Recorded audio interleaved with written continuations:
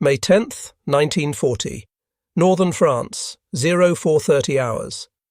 British Lieutenant Ian Roger English of the Durham Light Infantry stood in a defensive position along the Belgian border, watching the horizon. The son of a mining engineer who had served in the Durham Light Infantry during World War I, English had joined the 8th Battalion in 1938. Now, as dawn broke over Europe, he would witness something that contradicted every assumption about modern warfare. What he saw in the next 6 weeks would shake the foundations of military thinking for generations to come. The German forces were supposed to be inferior. On paper, they were. The Allies had more tanks, more divisions, comparable artillery. France alone fielded 800,000 men and was regarded as the strongest military force in Europe. The British Expeditionary Force had arrived with 390,000 troops, well-trained, well-equipped, confident in their defensive preparations. Yet within 42 days, France would fall. The British would retreat across the Channel from Dunkirk. Belgium, the Netherlands, Luxembourg, all conquered. The mathematical impossibility had occurred. A supposedly weaker force had defeated a stronger one through methods the Allies could barely comprehend. This is not a story about equipment superiority. This is not a story about overwhelming numbers. This is the story of how a military machine revolutionized warfare through training, doctrine, and a command philosophy so radically different from its enemies that it created victories that should have been impossible. The transformation began not on the battlefields of World War II, but in the ashes of World War I defeat. November 11th, 1918. Germany had lost the Great War. 4 years of brutal combat had cost nearly 2 million German soldiers their lives. The Treaty of Versailles, signed on June 28, 1919, imposed crippling restrictions designed to ensure Germany could never again threaten European peace. The German army was limited to 100,000 men. No tanks, no aircraft, no heavy artillery, no poison gas, no general staff system. The elite body of military planners who had guided Prussian and German armies for over a century was officially abolished. The Kriegsakademie, the war academy that had produced some of history's most celebrated military minds, was ordered closed.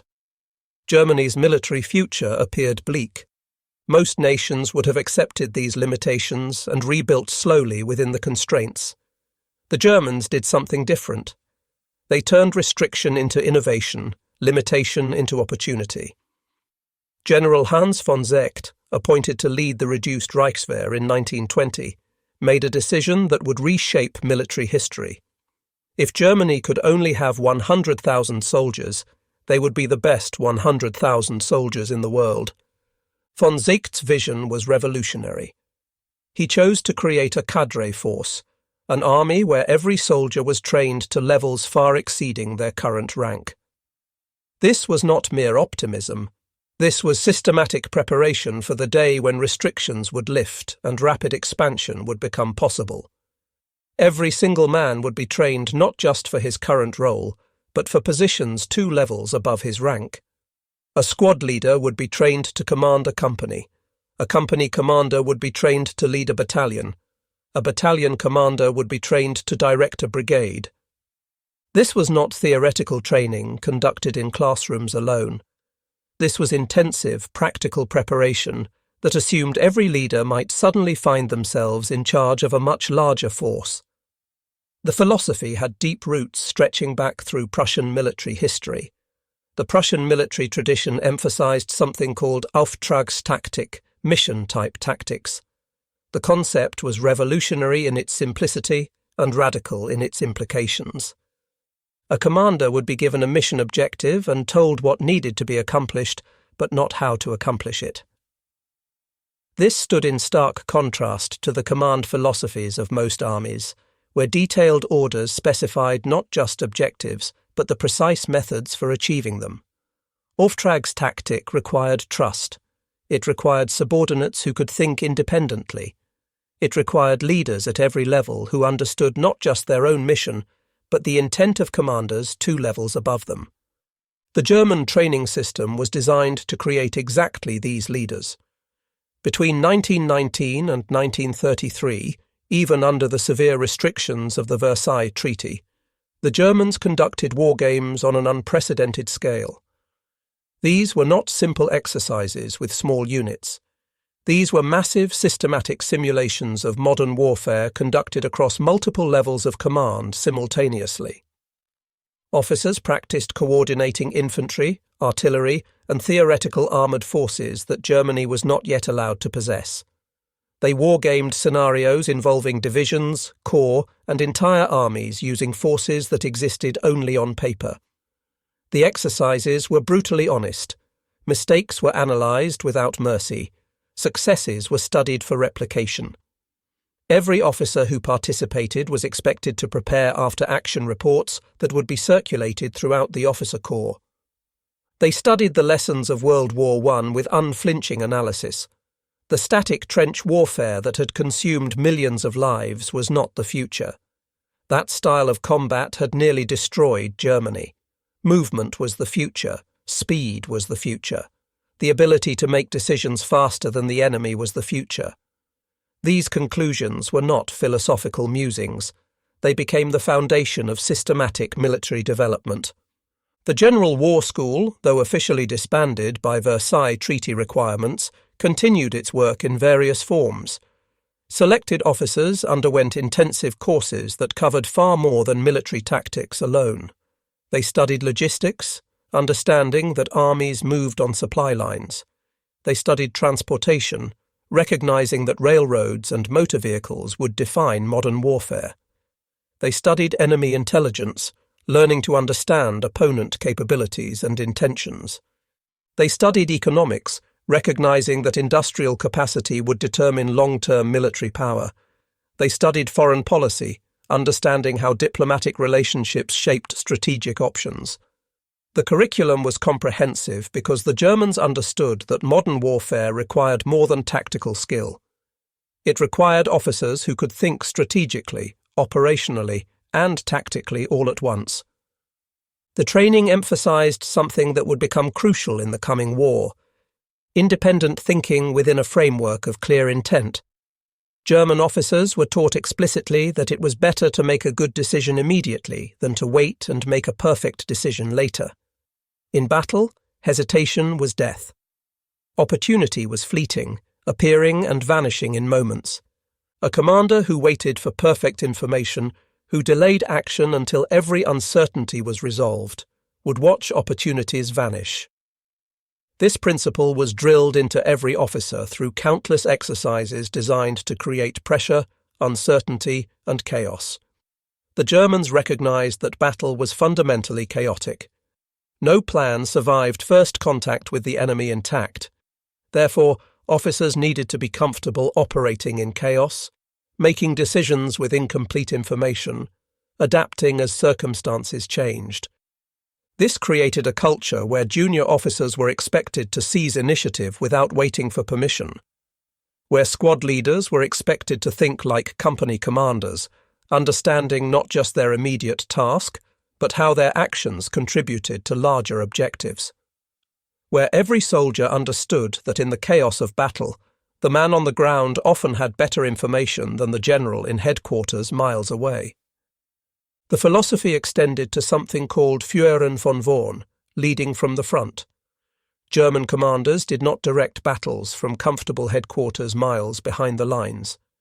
They were expected to be forward, where they could see what was happening with their own eyes, where they could make decisions based on direct observation rather than delayed reports filtered through multiple layers of command. This was dangerous. German generals and field officers died at rates far higher than their Allied counterparts. But the advantage in decision-making speed was overwhelming. While Allied commanders waited for reports to travel up the chain of command through proper channels and for orders to travel back down through the same bureaucratic pathway, German commanders were making decisions in real time based on what they could see. The difference in tempo was measured in hours, sometimes days. By 1933, when the Nazi Party came to power, Germany had spent 14 years building the intellectual framework for a new kind of warfare. The physical tools would come later. The tanks, the aircraft, the motorized divisions were still years away. But the thinking came first, and the thinking was systematic. When Adolf Hitler began openly rebuilding the German military in 1935, violating the Versailles Treaty restrictions, he inherited a force that knew exactly what it wanted to become. The architect of German armoured doctrine was Heinz Guderian, a signals officer who had spent the 1920s obsessed with a simple idea that most military thinkers considered absurd. Tanks should not support infantry, advancing slowly to help foot soldiers overcome defensive positions. Tanks should be the main striking force, concentrated into powerful formations, supported by motorized infantry and aircraft. This was heresy to military thinkers across Europe who remembered the slow, vulnerable tanks of World War I. Those early tanks had been mechanical nightmares, breaking down constantly, moving at walking speed, vulnerable to artillery and technical failure. But Guderian had studied British theorists like J.F.C. Fuller and Basil Liddell Hart, who argued that tanks could revolutionize warfare if used correctly. He had examined Soviet deep battle doctrine, which emphasized penetrating enemy defenses and striking deep into rear areas. He had synthesized these ideas with Prussian concepts of maneuver warfare and decisive battle. The result was something the Western press would eventually call Blitzkrieg, lightning war. The Germans themselves called it Bewegungskrieg, war of movement. The word Blitzkrieg never appeared in German military manuals. It was a term created by journalists to describe what they witnessed. The concept was to identify a weak point in enemy defences through careful reconnaissance. Then concentrate overwhelming force at that single point, massing tanks, artillery, infantry and air power in a narrow sector. Break through the defensive line with overwhelming local superiority, even if overall numbers favoured the enemy. Then send fast-moving armoured columns, panzer divisions, deep into enemy rear areas to disrupt command posts, cut supply lines, encircle enemy forces, and create chaos. This required precise coordination between tanks, motorized infantry, artillery, and close air support. It required speed of execution. It required the ability to exploit breakthrough opportunities immediately, within hours, without waiting for permission from higher command levels. The training systems built during the Weimar era, when Germany had no tanks and officially no general staff, were perfectly designed for exactly this kind of warfare. By 1939, the pieces were in place. The Wehrmacht had grown from 100,000 men to over 3 million. It had divisions including several panzer divisions built around concentrated armour. It had developed radio communication systems that allowed unprecedented coordination between ground and air forces. This technological advantage was crucial and often overlooked. While Allied tanks still relied on flag signals and runners to communicate, German tank commanders could talk to each other, coordinate movements in real time, and call in air support through radio sets built into command vehicles. Every German tank commander had a radio. Many Allied tank crews had no radios at all, making coordination nearly impossible once combat began. This single technological difference, combined with doctrine that exploited it, created a massive advantage in battlefield tempo. The Luftwaffe, the German Air Force, had been designed from the beginning to support ground operations. Unlike the Royal Air Force, which emphasized strategic bombing and air superiority, or the French Air Force, which was fragmented and poorly coordinated, the Luftwaffe trained extensively with army units. The Stuka dive bomber, that distinctive aircraft with its sirens and inverted gull wings, was essentially flying artillery. It could deliver precise strikes on enemy strongpoints, breaking through defensive positions that ground artillery struggled to suppress. Stuka pilots trained alongside panzer commanders, developing procedures for close air support that would prove devastating. Luftwaffe officers and army officers attended the same staff colleges, studied the same doctrine, and conducted combined arms exercises that emphasized coordination and mutual support. September 1st, 1939. Poland. The world got its first demonstration of what Germany had built over 20 years of systematic preparation. At 04:45 hours, the invasion began. The aging German battleship Schleswig-Holstein, positioned in Danzig harbour under the pretense of celebrating the anniversary of the Battle of Tannenberg, opened fire on Polish fortifications at Westerplatte. This marked the beginning of World War II. Simultaneously, German forces crossed the border from three directions. Army Group North attacked from Pomerania and East Prussia. Army Group South drove from Silesia and Slovakia. Over 60 divisions, supported by close to 4,000 aircraft, moved against Polish forces. The Polish army was large, fielding 1 million men, and by European standards reasonably equipped. It included excellent cavalry units and competent artillery. Polish soldiers fought with tremendous courage, but they were completely unprepared for the methods Germany employed. The campaign demonstrated speed of operations that shocked military observers worldwide. German forces employed their doctrine exactly as trained. For the first hour, Luftwaffe bombers and fighters hit Polish positions, targeting air defences, troop concentrations and transportation networks. The powerful Luftwaffe destroyed much of the Polish air force within days, leaving the Polish army at the mercy of German panzer divisions.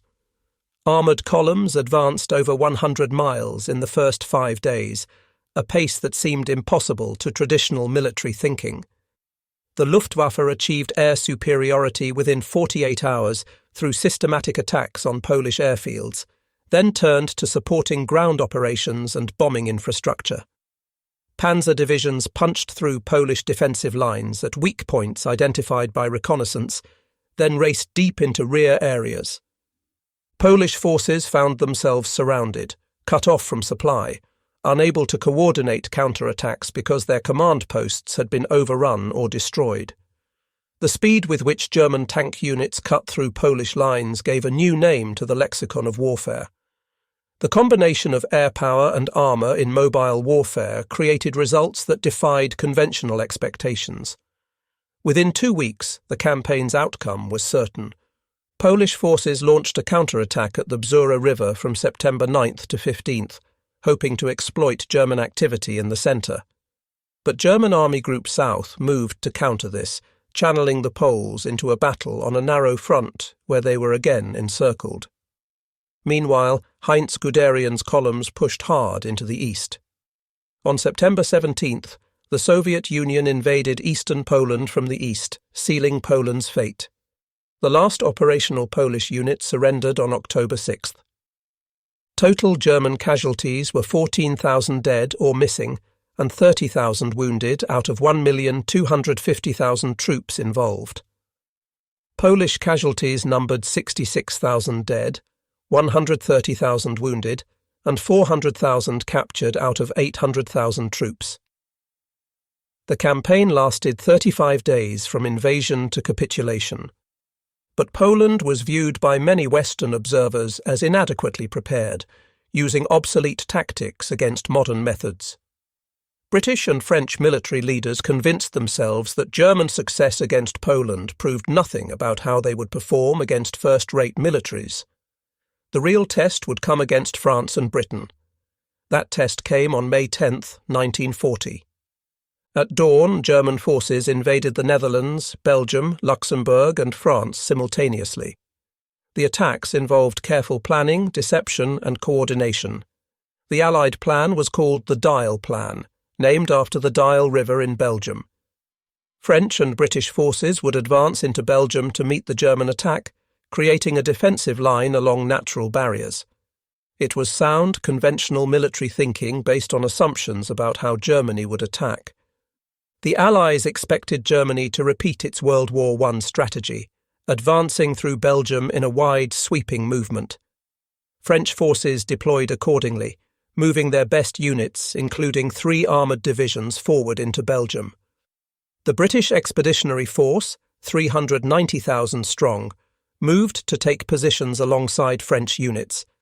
Together they prepared to fight a defensive battle along prepared lines. France fielded 800,000 men, and possessed excellent equipment, including tanks superior to German models in armour and armament. What the Allies did not know was that the main German attack was not coming through Belgium at all. Belgium was a feint, a diversion designed to pull Allied forces away from the real point of attack. The main effort was coming through the Ardennes forest, a region the French considered impassable for large armoured forces. This assumption, repeated by French military leaders with absolute confidence, would prove catastrophic. General Gerd von Rundstedt's Army Group A, with 44 divisions, including 7 panzer divisions, advanced through the Ardennes with shocking speed. The forest roads, which French planners assumed would prevent rapid movement, had been scouted by German engineers in peacetime. Routes had been planned. Bridges had been surveyed. Units had practiced movements through similar terrain. Nothing was left to chance. German motorcycle reconnaissance units led the advance, followed by panzer divisions moving in columns. When they reached the Meuse River on May 13th, French defenders expected several days of preparation before any crossing attempt. German engineers, working even under fire, constructed bridges across the Meuse in 24 hours, a task French planners assumed would require 4 days minimum. This was not superhuman effort. This was engineers who had trained for exactly this mission, using pre-positioned equipment, following practiced procedures. On May 13, 1940, German tanks crossed the Meuse at Sedan, outflanking the supposedly impregnable Maginot Line, that enormous chain of fortifications along the Franco-German border. The breakthrough occurred at exactly the point where French defences were weakest, held by reserve divisions rather than front-line troops. This was not luck. German reconnaissance had identified the weak point through careful observation. German doctrine emphasized exploiting weak points rather than attacking enemy strength head-on. The result was a breach that French forces could not close. Within hours, German panzer divisions were pouring through the gap. Within a day, they were racing across open country toward the English Channel coast. What happened next demonstrated the full power of German training and doctrine applied at operational scale. Armoured columns raced toward the English Channel, covering distances in days that conventional military wisdom said would require weeks. Heinz Guderian, commanding 19th Panzer Corps, led from the front in his command vehicle, making decisions in real time. When his superiors ordered him to halt and consolidate, concerned about exposed flanks, he delayed implementing the order for hours, then resumed the advance, arguing that he was conducting reconnaissance in force. This would have been insubordination in any other army. In the German system, it was initiative within commander's intent. German tank commanders, trained to think independently and exploit opportunities, made decisions without waiting for orders from higher command. When they encountered resistance, they bypassed it and kept moving, leaving slower motorized infantry to deal with surrounded pockets. The emphasis was always on maintaining momentum, keeping the enemy off balance, preventing them from establishing coherent defensive lines. The speed created paralysis in Allied command structures. By the time British and French commanders received reports of German positions through normal channels, those positions were outdated. German forces were already miles beyond where Allied intelligence placed them. Reports took hours to reach headquarters. Analysis took more hours. Orders took additional hours to transmit back to units. By the time Allied forces moved to counter German positions, those positions had changed. The tempo of operations was simply faster than Allied decision-making cycles could handle. This was not an accident or German luck. This was the result of decades of training that emphasized speed of decision over perfection of information, that empowered junior commanders to act on their own judgment, that pushed command forward to where decisions could be made based on direct observation. British Lieutenant Ian Roger English, commanding the carrier platoon of 8th Battalion Durham Light Infantry, experienced this firsthand. At Wallace near Arras on May 21st, his platoon held positions against German forces that appeared where they should not have been able to appear. They moved with a coordination and speed that defied every assumption about how armies operated. Under his skillful leadership, the carrier platoon performed what his commanders later described as prodigious feats of arms, holding together despite facing superior German forces and the frightening first experience of being dive-bombed by Stukas. French forces, despite having better tanks in many cases, could not coordinate their response. The French Char B-1 was superior to any German tank in armour and armament. The Sommelier S-35 cavalry tank was faster and better armed than German Panzer IIIs. But French tanks were dispersed among infantry divisions for support rather than concentrated for breakthrough. They lacked radios for coordination. Their doctrine did not emphasize the rapid exploitation that German doctrine had refined over 20 years. German forces were inside the Allied decision-making loop, operating at a tempo Allied command structures could not match. By May 19, 1940, German armoured forces reached Abbeville on the English Channel coast. They had covered 240 kilometres in 9 days, cutting off the British Expeditionary Force and the best French divisions in Belgium from the rest of the French army. The Allies had been outmanoeuvred so completely that withdrawal was the only option. From May 26 to June 4, over 338,000 Allied troops were evacuated from Dunkirk in what became known as Operation Dynamo. The British called it a miracle of deliverance. The Germans called it a victory.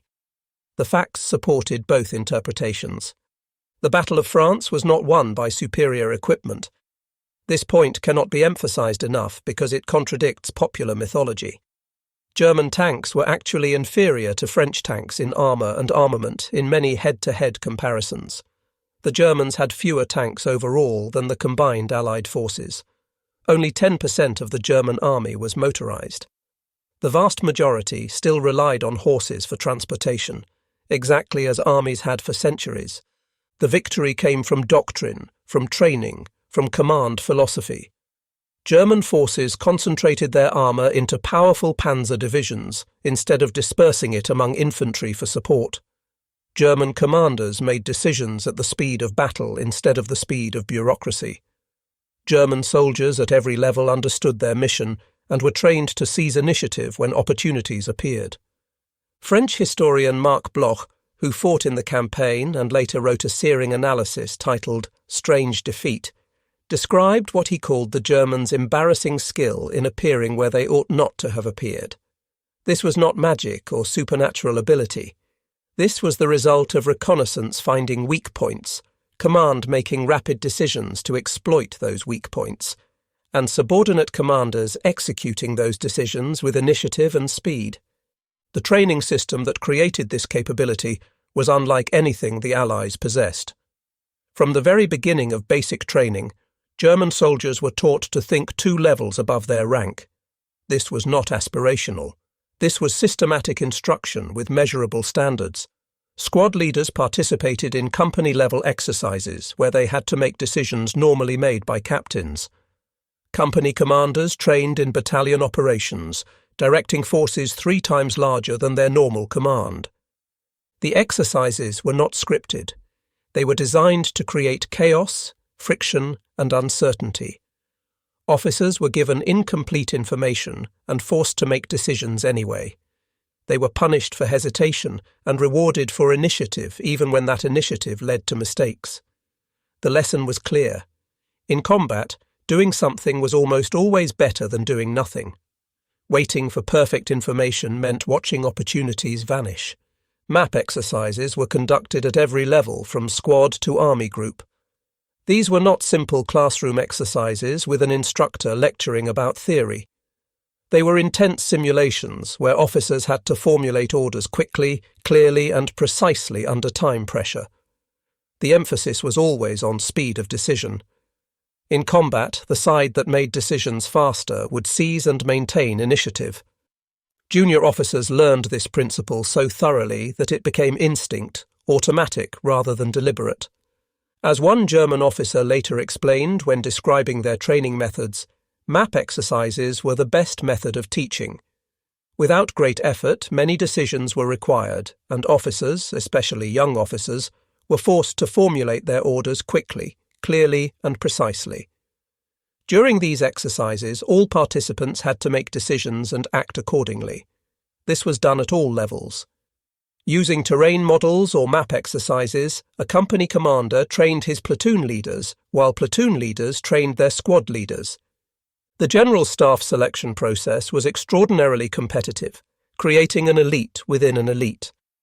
Before World War I, approximately 150 officers were selected annually from the entire officer corps to begin the 3-year course at the Kriegsakademie.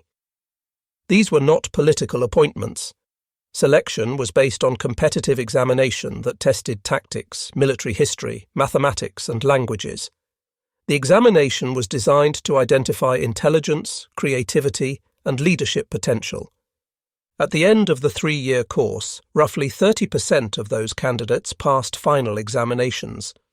These exams tested not just military knowledge, but personality, character, general education, and personal behavior. Examiners observed how candidates handled stress, how they interacted with others, how they approached problems. Technical knowledge alone was insufficient. The General Staff wanted officers who could think creatively, adapt to changing circumstances, and inspire confidence in subordinates. Those who passed were then assigned to the General Staff for 2 years on probation. This was not a guarantee of permanent appointment. It was another phase of testing and evaluation. Probationary General Staff officers rotated through different assignments, observed constantly, their performance documented in detailed reports. Only after this probationary period were they offered permanent General Staff positions. The system created an elite that enjoyed enormous prestige within the German military. General Staff officers were marked by distinctive wide crimson stripes on their trousers. They wore special insignia. They were addressed with particular respect. But this prestige came with brutal expectations that never relaxed. They were expected to function effectively at multiple levels of command simultaneously. They were expected to develop innovative solutions to complex operational problems. When World War II began in 1939, the Kriegsakademie was closed. German military leaders expected the war would be short, over within months. General Staff officers were needed for operational assignments rather than 3-year training courses. But the training system adapted with characteristic thoroughness. 8-week intensive courses replaced the 3-year program. These courses were strongly practice-oriented rather than theoretical. They focused on tactics, supply, transportation, staff work, and enemy intelligence. Students spent more time on map exercises and war games than on lectures. The curriculum emphasized practical skills needed immediately at the front. From 1942, as demand for General Staff officers increased and casualties mounted, training was restructured again. The revised program included 6 months of practical training in divisional staff positions, 3 months in higher staff roles, 8 weeks of formal instruction, and a 6-month probationary period. Crucially, much of this training occurred at or near the front lines. The Germans believed firmly that war itself was the best teacher, that no amount of classroom instruction could replace actual combat experience. This philosophy resulted in high casualties among trainees, but it also produced officers who understood combat intimately through direct experience. They did not learn warfare from books alone or from instructors describing battles they had never fought. They learned it from survival, from making decisions under fire, from seeing the results of their orders. The result was a General Staff that, even as Germany began losing the war by late 1942, maintained extraordinary tactical and operational competence. German forces in retreat often fought more effectively than Allied forces in advance. Surrounded German units held out longer than seemed possible. Outnumbered German formations inflicted disproportionate casualties.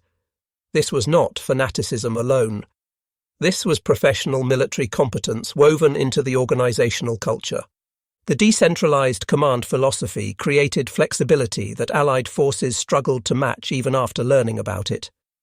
When Field Marshal Erwin Rommel commanded the 7th Panzer Division in France, he routinely made decisions that violated his orders from higher command. He exploited opportunities that his superiors had not foreseen because they were not present to see them. He moved faster than cautious, higher planning suggested was prudent, and he succeeded spectacularly because German doctrine valued results over obedience to detailed orders.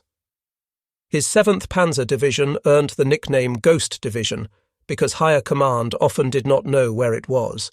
It moved so fast that reports could not keep pace.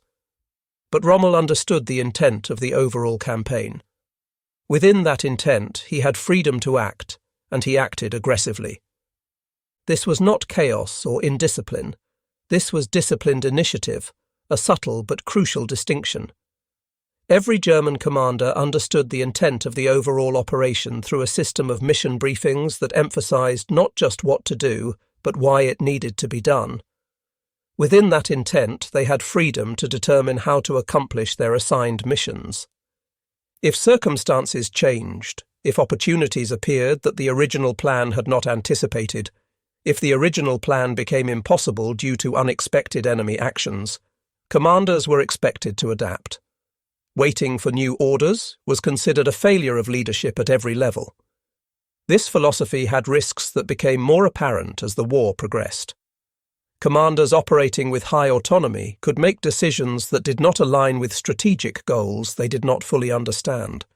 Coordination between units could break down when everyone was exercising initiative simultaneously in different directions.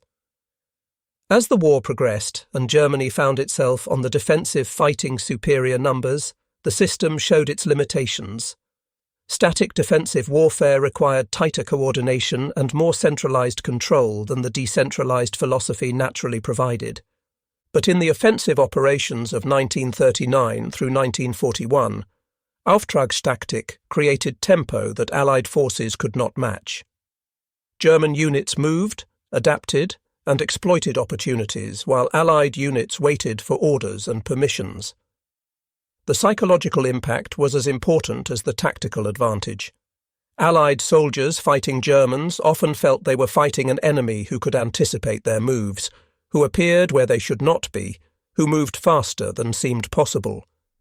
This was not supernatural or attributable to German racial superiority, as Nazi propaganda claimed. This was preparation meeting opportunity. Decades of systematic training had created an army where every leader could function above his current pay grade, where initiative was expected rather than punished, where speed of decision was valued above perfection of plan.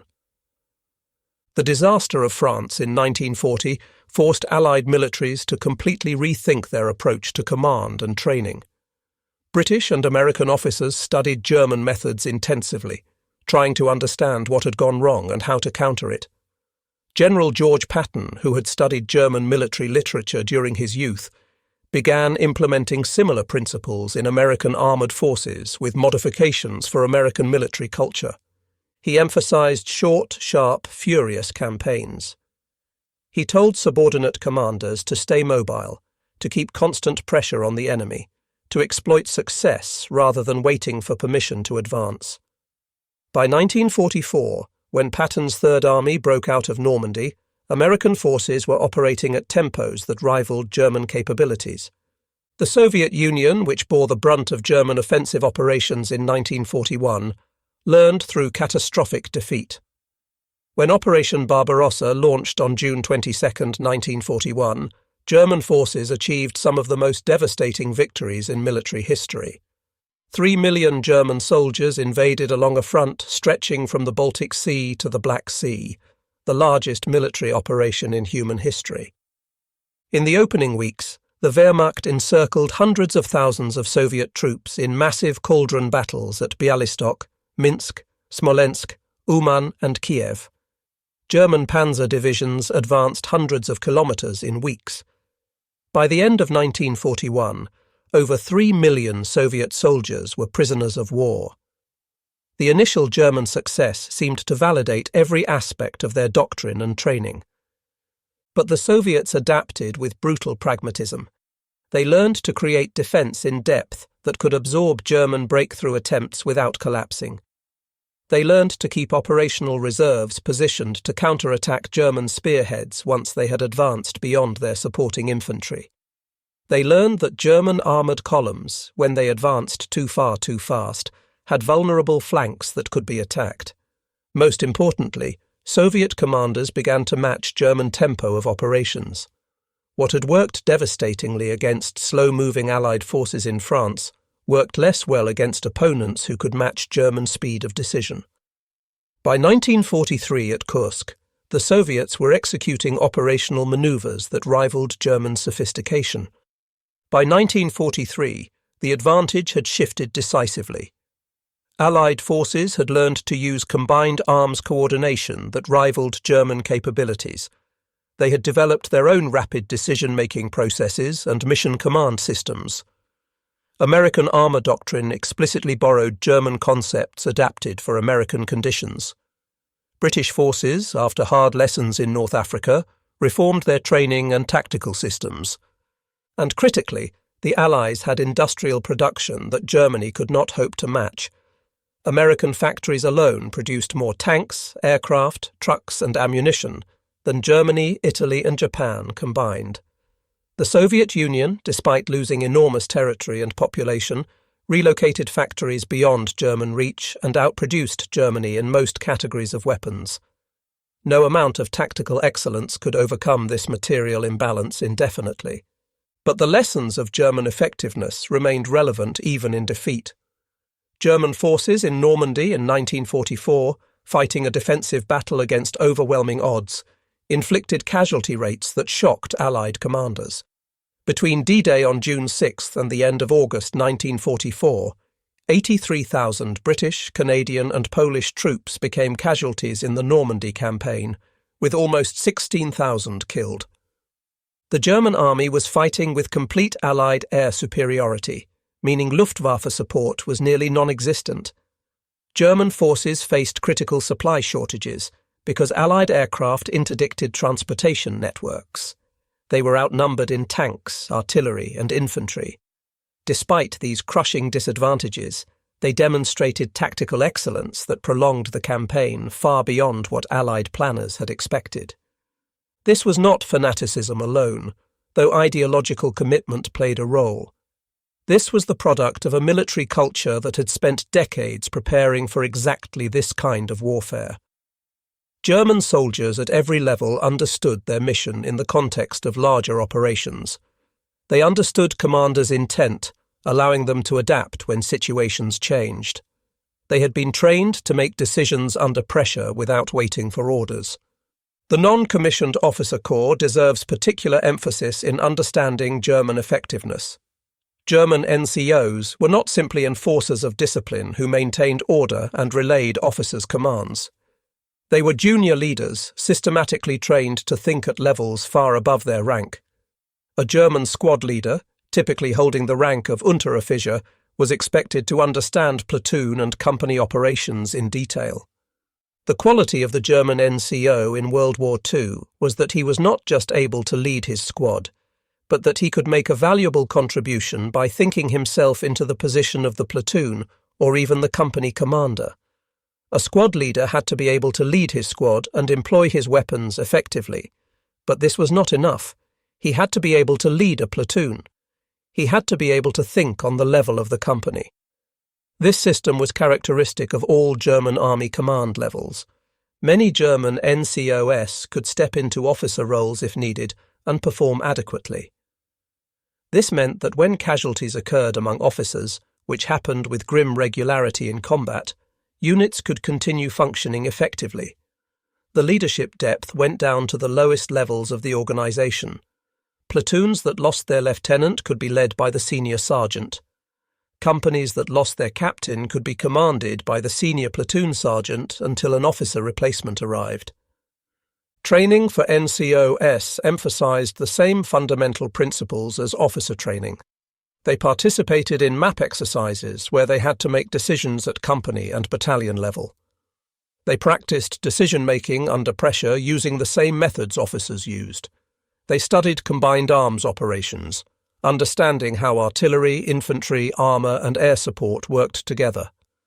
A German squad leader participated in training exercises at company and battalion level, not as a spectator, but as an active participant making decisions. He understood how his squad fit into larger operations, how his actions contributed to company and battalion objectives. This created cohesion and coordination that did not rely solely on officers being present to direct every action.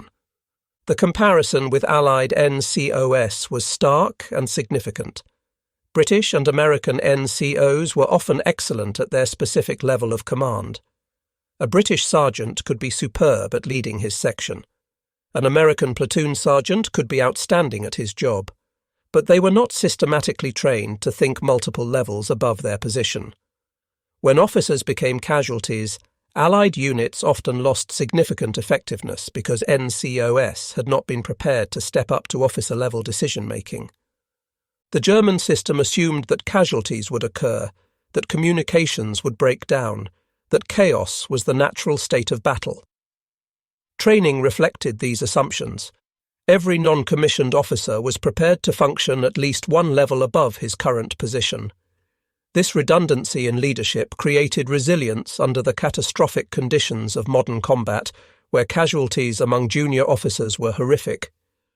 The Wehrmacht's success in the early war years rested on this foundation of systematic, intensive, multi-level training that created leaders at every rank, from army group commander down to squad leader.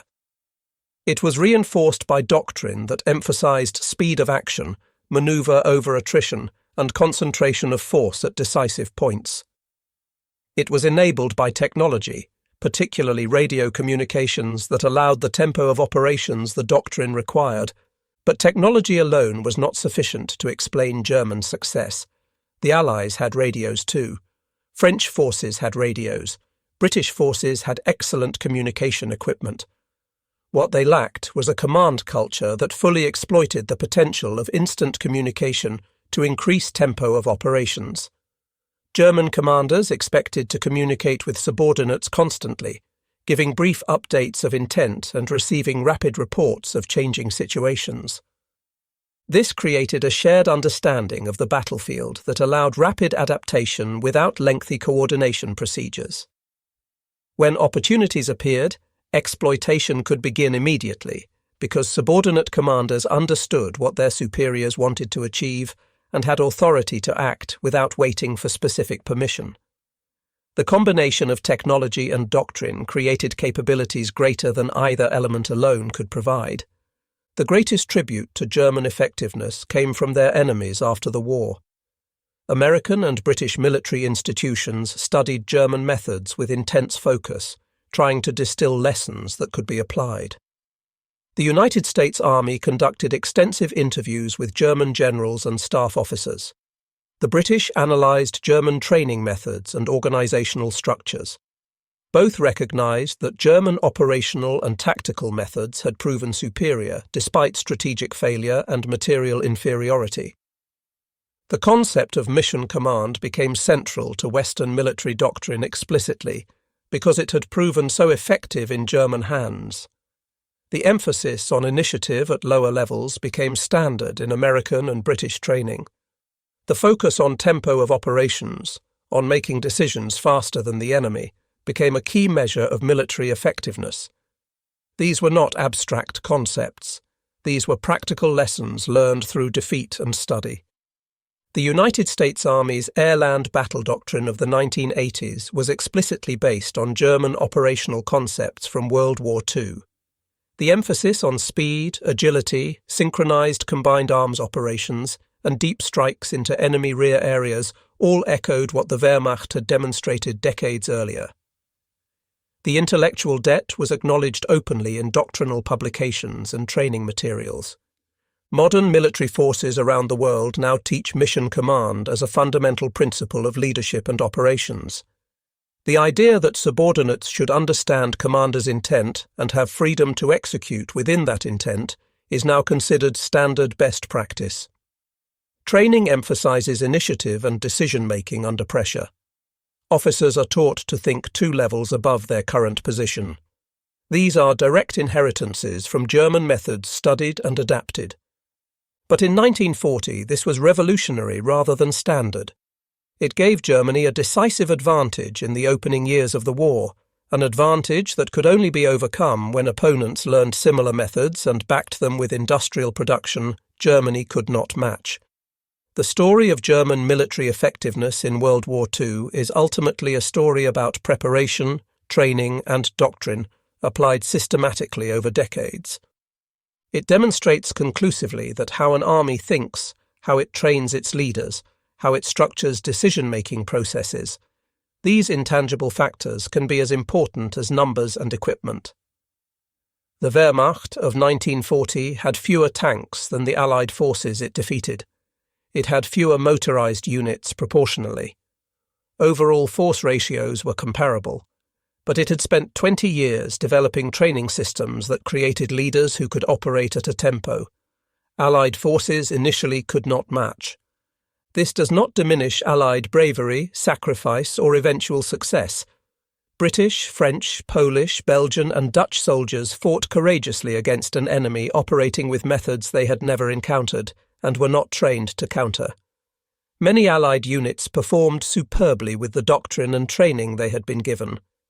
Individual Allied soldiers were not inferior, but doctrine and training systems were inadequate for the kind of war Germany brought to Europe in 1940. The Allied response, learning and adapting under the immense pressure of combat and defeat, eventually turned the tide of war. By 1944, British and American forces were executing operations that rivaled German tempo and far exceeded German resources. Soviet forces had learned to match and, in some cases, exceed German operational art, applying it with the ruthless determination that characterized Soviet military culture. But in 1940, in those 6 weeks when France fell and Britain stood alone against Nazi Germany, the German military machine demonstrated conclusively what decades of focused preparation could achieve. The training that began in the restricted Reichswehr of the 1920s, when Germany was forbidden tanks and aircraft, created a culture of military excellence. The doctrine that synthesized centuries of Prussian military tradition with modern technology created methods that revolutionized warfare. The command philosophy that trusted junior leaders to seize initiative within clear intent created organizational agility that opponents could not match. All these elements combined to create victories that seemed impossible by conventional military calculation and shook the confidence of democracies worldwide. The lessons remain profoundly relevant for understanding military effectiveness beyond simple metrics of equipment and numbers. Military capability is not purely a function of tank counts or division numbers. It is fundamentally a function of how forces are trained, how decisions are made, how initiative is encouraged or suppressed, how leaders at every level understand their role in larger operations. The German military of 1940 had turned these intangible factors into a systematic approach that changed warfare permanently. That system eventually failed when strategic overreach met overwhelming Allied industrial and numerical superiority. No amount of tactical excellence could overcome fighting the British Empire, the Soviet Union, and the United States simultaneously. But the tactical and operational methods survived the strategic defeat, studied intensively and adopted with modifications by the very nations that had defeated Germany militarily. When military historians look back at World War II and analyze German effectiveness, the conclusion remains clear across decades of scholarship. Germany built a military machine that emphasized speed of thought as much as speed of movement, that trained every leader to function above their rank, that gave subordinates freedom to act within clear intent. This created a tempo of operations and level of tactical competence that opponents initially could not match. The advantage was temporary, lasting only until enemies learned similar methods and applied them with greater resources.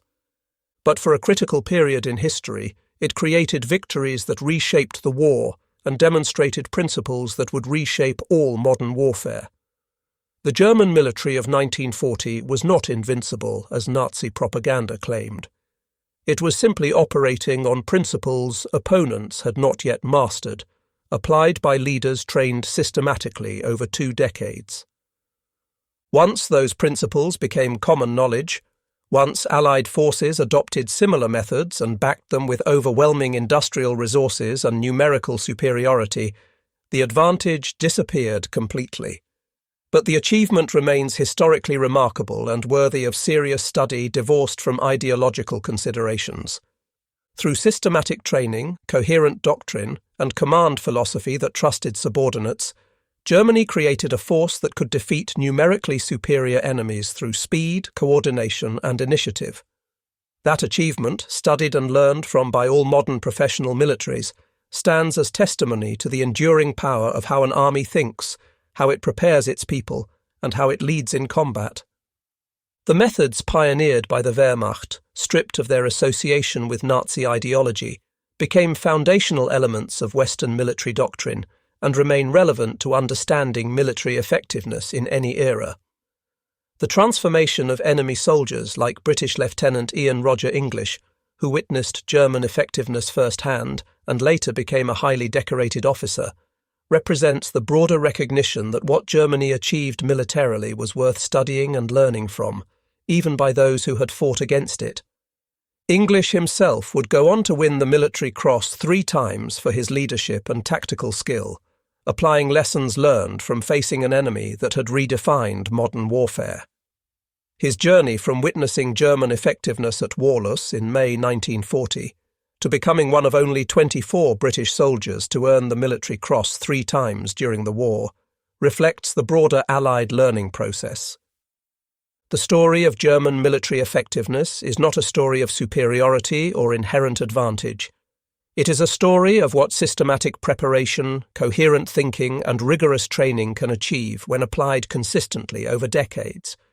It is a testament to the power of organizational culture, the importance of empowering subordinates, and the decisive advantage that comes from making decisions faster than opponents can react. These lessons transcend the specific historical context and remain relevant for any organization facing competition in complex, rapidly changing environments. The Wehrmacht's early war successes demonstrated that success comes not from resources alone, but from how those resources are organized, trained, and employed. The subsequent Allied victory demonstrated that even superior methods can be learned and countered when opponents commit to adaptation and back it with overwhelming material advantage. The complete story, from German innovation through Allied adaptation to ultimate German defeat, provides insights into military effectiveness, organizational learning, and the relationship between tactical excellence and strategic success that military professionals continue to study today. The methods that made Germany so effective in World War II live on in modern military doctrine, a lasting legacy of systematic preparation meeting the crucible of combat.